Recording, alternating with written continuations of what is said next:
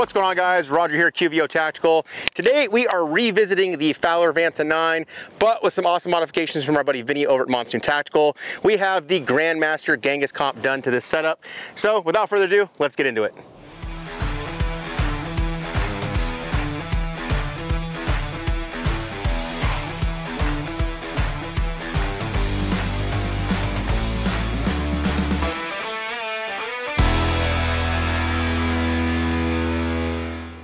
Now, as always, I like to give you guys full transparency on how we go about getting these products in for review. You guys all know Vinny, our buddy over at Monsoon Tactical. We reached out to him about his new offering, the Grand Master Genghis Komp, and he was nice enough to send it out to us on this Fowler Vanta9. We did borrow this gun from our buddy Brian, and we sent it out to Vinny. Vinny did his magic on it, and what you are getting is going to be 3 inline ports behind the front sight, a relocation of that front sight, so that way you can have the larger port in front.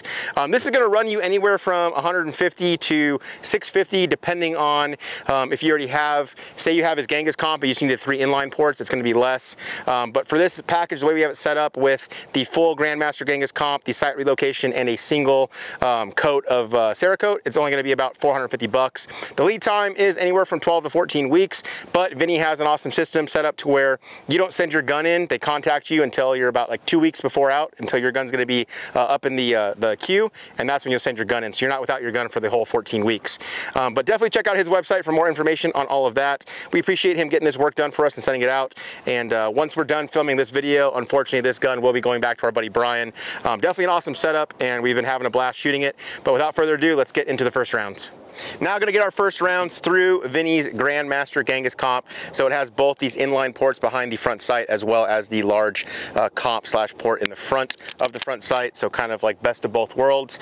In addition to that, guys, we are shooting some Super Veil ammunition. Super Veil is jumping on board to support the channel. They are providing all the ammunition for this video. We're going to be rocking their 9mm 115. Shoots at about 1150 feet per second. If you guys didn't check out our previous video where we actually got to go tour their facility, definitely please check it out. These guys are local to us here in Vegas. In addition to that, they're producing like 200,000 to 250,000 9mm rounds a day. So like other major manufacturers in the United States aren't even doing that much volume. So that's pretty awesome to see that happening right here in Vegas.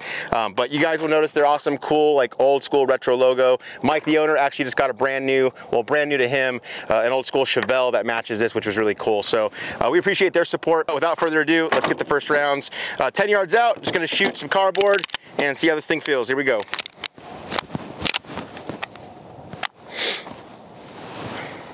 Oh man, there's nothing.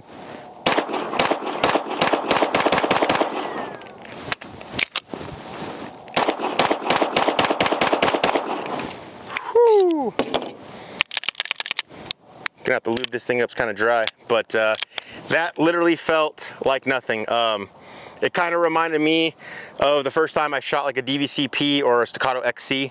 And yeah, I mean, that's one of my favorite guns, but like easy to track the dot, running this is my buddy Brian's gun, running his Acro P2. Very easy to just track it and follow it. Kind of learning some stuff from Marco lately with the 115s, how it's going to cycle faster. I definitely noticed how like I can barely catch the dot going up and down. It's kind of just staying there for me. Like my eyes aren't tracking as fast as the dot is. So it's just coming right back and going there. Looks like everything I shot is pretty much in the A zone. I think there's a couple that are just high above the A, right in the C, but it's all, you know, grouped pretty well for shooting that fast. I'm gonna have Marco and our other buddy Tim hop up here, get their first rounds and see what they think. But I mean, it is definitely, like as advertised, it's definitely keeping this gun flat. All right, Marco, for the people at home, introduce yourself, please. Hey guys, I'm Marco Cabahug, Tactical Pro Team shooter. Also super Veil ammunition here in town. So we're gonna try this Grand Master Genghis Komp here. Should have very little recoil with this load. It's a 115 and it's got the 3 poppet holes with that little big chunk port. So this gun should be like a cheater gun. Let's find out. Doubles.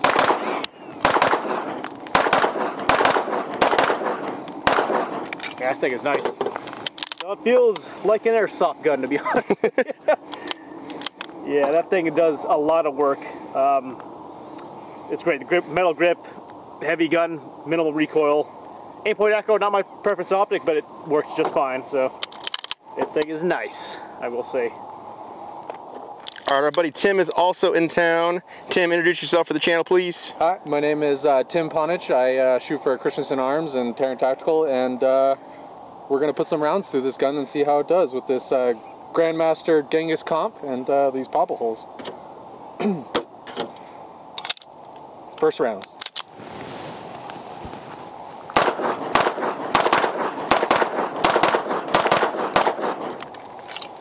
I mean, the dot doesn't leave the paper, so it's doing work for sure.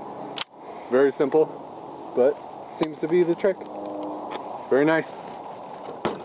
All right, up here at the target for you guys to see, Marco, kind of break down some of this. We were shooting all pretty fast, but seeing what you guys can do, like I'm seeing a bunch of stuff doubled up, tripled up even. So explain that. Yeah, pretty much our point of aim was usually probably here or here, and then it's like our double spread is like 1-2, 1-2 on those doubles there for that split of that kind of gun. This is probably mirror here, unfortunately. The trigger is kind of set back short, which is not my preference. I usually like it farther out. That's the thing with 2011s, you can always change the spacing on the trigger. Most of them come medium, but it was farther back. I'm kind of like, I was like, oops, because I'm trying to time it like my friggin' Sand Viper. But as you can see here, these are the doubles, like the spread right here. Right. We're about like, what, that's like 10 yards. Yeah, I can tell like the difference in shooting, because like this is me where it's just like in an area, and then this is what I was talking about, I hit up here. But when I'm looking at your guys' stuff, it's like 2 rounds touching, 2 rounds touching, 3 rounds touching. Like, so the first shot's like bang, and then it goes off, the sight comes back down, we'll pull the trigger again, sometimes it ends up here. But that's what's even crazier to me is like, it's 1-2, 1-2, 1-2, and like, you know, looking at the target, I'm thinking you guys shot all 3 at once right there in that. But it's it's from like 3 different volleys of fire. Yeah, splits gets chicks, as they say. But yeah, I'm definitely happy with those results for the first rounds. It's good. Next up, you know, we're going to shoot our favorite drill, the build, well, my favorite drill anyways, maybe not these guys' favorite drill, but 6 rounds, 7 yards out on paper. We're going to see how this thing does. The goal is sub 2 seconds, and yeah, I'm going to run it with the Shooter Global app, that way you guys can see all the split times and everything as it happens. Here we go. All right, yep.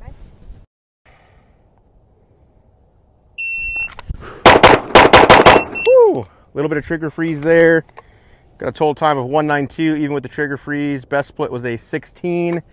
I definitely threw 1 Charlie. I got 1 Charlie, and then my first shot was up here, just left of the head. So let me mark these and we'll go again.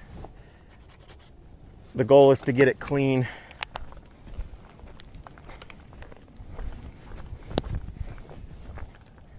On you. All right, stand by.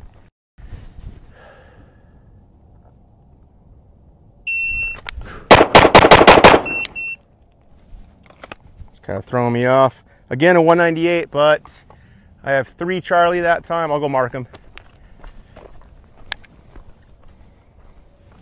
1, 2, 3. Just right of the torso. And I'm not sure if I have, I think I have exactly 6, but we'll go there. All right, last one, here we go.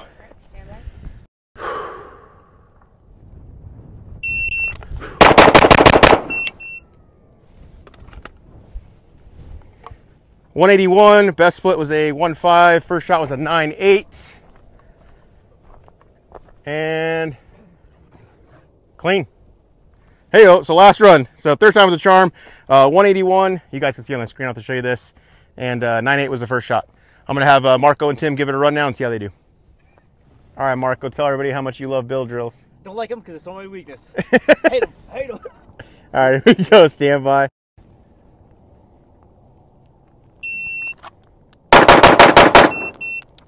.212, first shot was a 130. How are we looking on the hits? It's bad. What? It's bad, boys. I mean, This is a little 1 Charlie, 1 Delta. Yeah, and then 1 here. I know you guys always look at things from like the competition standpoint. I'm looking at things from if that was a human that was attacking you, you know what I mean? This is unacceptable. I get slapped for this. Yeah. This is points down right here, especially Delta. It's like a no penalty mic. Yeah. All right, let's go again. Yeah. Round 2. Stand by.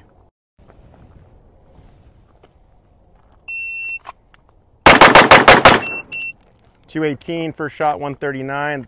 That gun just stays so flat, man. It does not move. 1 Charlie out. This one's on the line. Yeah, just the 1 Charlie. Yeah. I get the hang of it.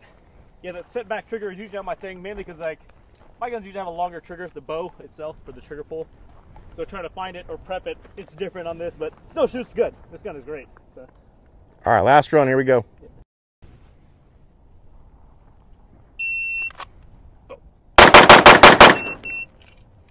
Still sub 3, even with the hiccup. Yeah. What happened? Just bad draw? Bad draw on that one. That was me. So 2 up.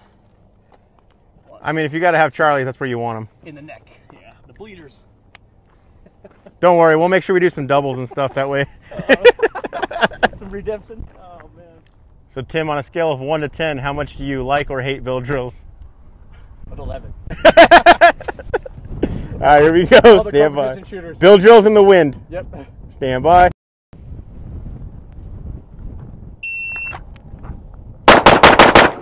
Oh, sugar free. 270 total. Clean though. All alpha. We'll take it. Take the alpha. Take points. Take points. Tim's like, I don't need that Sharpie. Second run, here we go.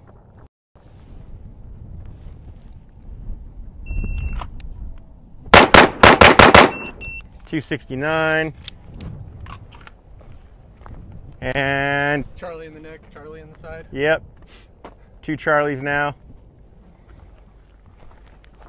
It's fine. We'll just remember where those are at. I didn't think the shorter trigger would cause me trigger freeze, but It does. It does. It's a little weird. I didn't think it would bother me. Last one. Here we go.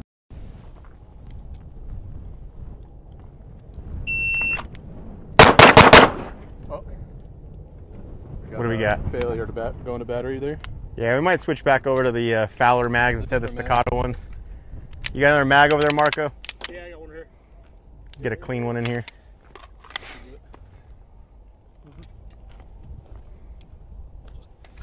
Put that over here. That's your mulligan. Yeah, I get one. Marco, go. Warm up run. Did you get one? No, he didn't get one. The chambers. I think the chambers is tight. Stand by.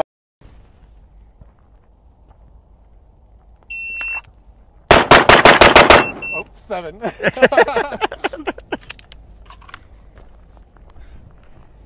And 3 more Charlies.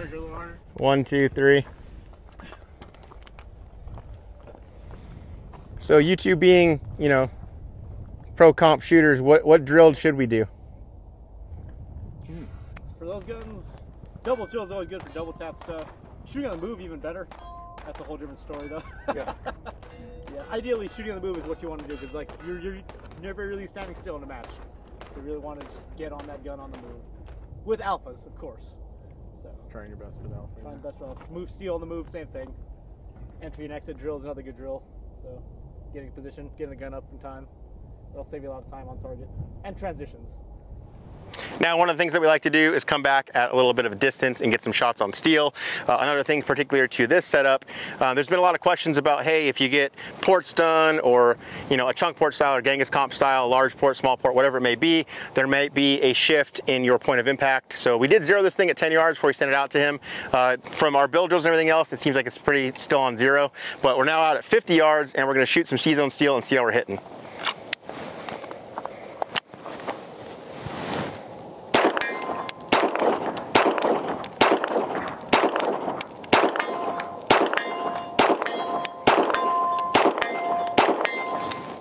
Boom, once I got into the rhythm of it, I was able to pull the dot right back where it needed to be, and it's hitting. I'm gonna have Marco and Tim try it and see what they think.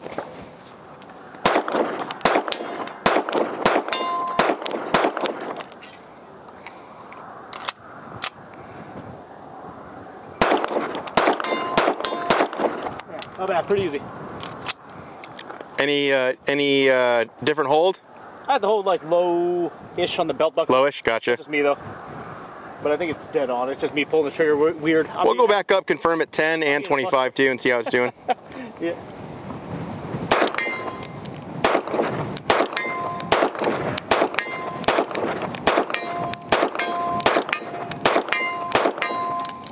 Nice. This is you're a rifle shooter, so this is normal distance for you. Yeah, I need a stock. We need to do your build drill from out here. All right, last round. Oh, miss. Typical.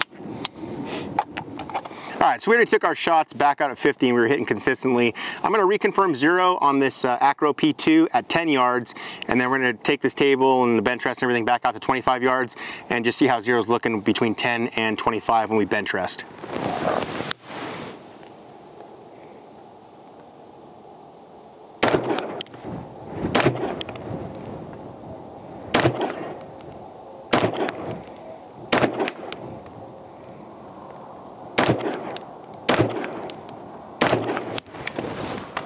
I'd say the 0 is still pretty solid. The grouping is about a ½ inch right, so I might move 2 clicks over left. I'll do that, and then we'll go out to 25 and see where this thing's grouping at. All right, so I made my 2-click adjustment to go left on this P2, and I'm gonna shoot a group from 25 yards out, and we'll see how it's doing. Here we go.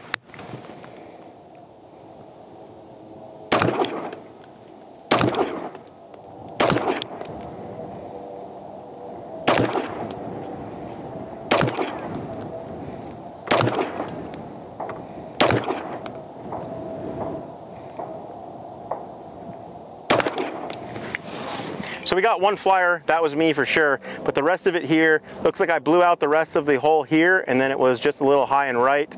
So from this group here, it was about a ½ inch right and a little over an inch up. So Marco, based on your experience, like, is that normal from going? Because we started at 10 yards first, so usually it'll be a slight rise from there. 115, it's a hotter round, it's usually going upward versus like a 147 where it's going like sloping in. But that's pretty normal. Usually we'll 0 at like 15 and then check at 25, which is kind of similar to this. So, but and then we'd make adjustments. I'd probably move it left slightly, and then I'd call that good. So.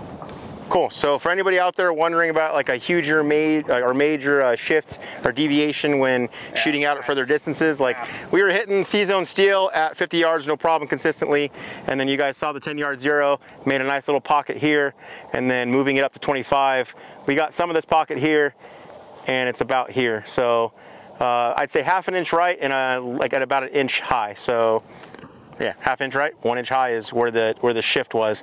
Not huge. I've seen deviation of like 4.5 inches with different types of you know, barrel cuts and stuff like that. But this guy was me. The rest of it pretty on point. So guys, with this being a ported and compensated gun, I definitely want to try some different grains of 9mm ammunition for you. We're actually going to be running 3 different types from our friends again over at Supervail Ammunition. The 115s that we've been shooting all this range session, then we're going to do the 124s, and then lastly, kind of what you guys are like your signature line, right? Yeah, pretty much the subsonic 147, they're hush puppies. We're gonna be doing some suppressor stuff with that down the road, so don't worry, you'll see that. But yes, again, the 3 grains we're gonna be shooting: 115s, 124s, 147s. We're gonna film it at 100 frames per second so you guys can see, so check this out. First up is going to be the Supervail 115s.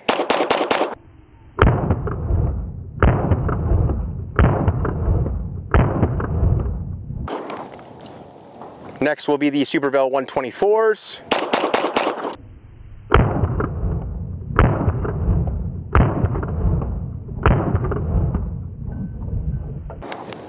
Lastly is going to be the Supervail Hush Puppy 147s.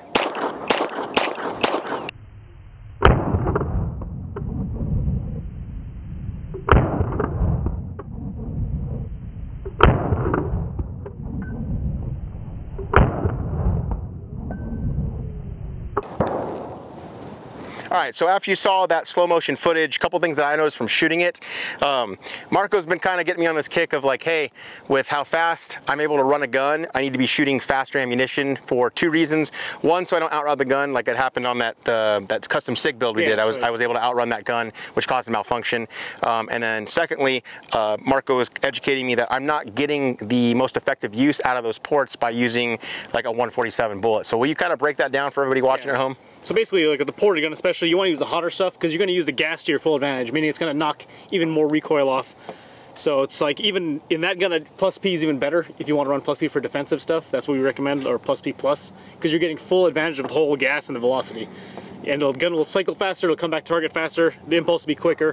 147 is nice on the hand, it'll feel nice and soft, but it's too slow. You're not getting advantage there. Suppressor stuff is great. That's what so that's what I got sucked into, is that felt recoil. Everybody asked me what felt recoil like. And again, I was kind of like, with shooting the XC, that's what kind of like, I shot 147 to the XC and I was like, oh my God, this feels amazing. It feels like a 22.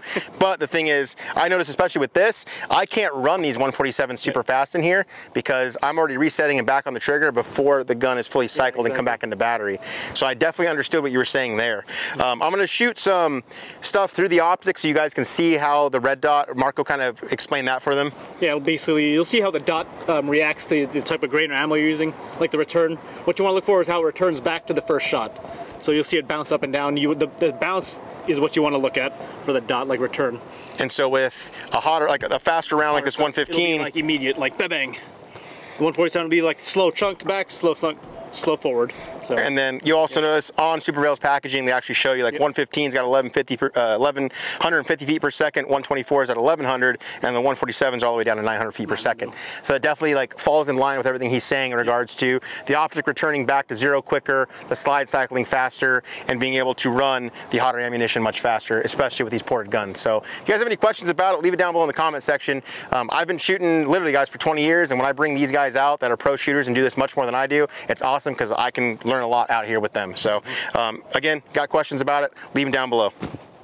Now before we hop off the range, I'm gonna get the final thoughts from Marco and Tim. Go for it, Marco.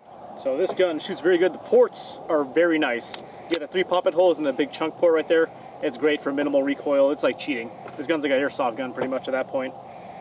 Trigger, just a little setback too far back from mine. It's more for small hands when you do that.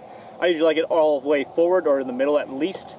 Otherwise the gun shoots great. It's like cheating with the hotter loads. It's ideal. And Tim, any other thoughts on this thing?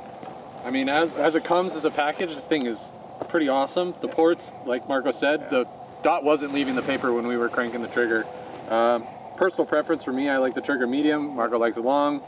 And the grip for me, I like a silicon carbide grip, but that's all just personal preference. The porting job really did a lot of work, so it's a great gun, great package. Solid, yeah, super solid. Now for my final thoughts on the Grand Master Genghis Komp from our buddy Vinny over at Monsoon Tactical. You guys saw from the footage alone, like it was a blast to shoot. Super flat, no matter what grain you put through it. I'm literally liking what Marco has been kind of educating me on with the hotter, faster ammunition. You can definitely see the ports work much better with that. I've been rocking Vinny stuff since the OG chunk port. We did a C2 video on that like a couple years back now, and it's awesome to see the progression of his work.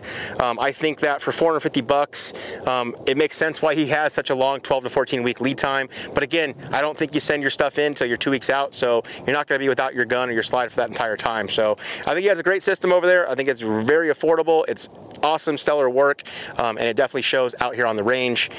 So definitely check it out. The gun overall, guys, like I think that you're getting a lot for the Fowler Vanta9. I said this in our first initial video. Definitely go check that out. But with a deep optic cut, the tight tolerances, the full metal grip, it's kind of one of those sleeper 2011s in my opinion. I think it's a very fair price. $4,000 is a lot for a gun, but when you compare it to other offerings on the market, it's definitely up there, if not better. Additionally, I want to say thanks to Super Veil, Mike, Cameron, your team. Thank you guys for sending us the ammunition for this video. I think we're just over 450 rounds for the video, and the only malfunctions that we experienced were going to be when we were using the staccato mags versus the actual Fowler Vanta9 mags. But again, had a blast hanging out with Mike and getting to learn more about Super Veil and their mission, and so you'll definitely be seeing them out here on the channel. Guys, if you have any comments or questions, leave them down below in the comment section. We definitely like to hear from you guys, and please go show some love and support to Monsoon and Super Veil. Because of their support, we're able to do videos like this. So thank you for watching. As always, definitely like and subscribe, do all that stuff down below because it helps us make more videos like this. As always, thanks for watching. We'll see you in the next one.